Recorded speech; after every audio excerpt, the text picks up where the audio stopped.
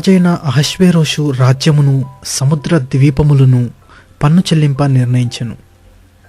Mordecai యొక్క బలమును గూర్చియు అతడు సామర్థ్యము చేత చేసిన కార్యములన్నిటిని గూర్చియు రాజు అతనిని ఘనపరిచిన సంగతిని గూర్చియు మాదీయుల యొక్కయు పారసీకుల యొక్కయు రాజ్య సమాచార గ్రంథమందు వ్రాయబడి ఉన్నది.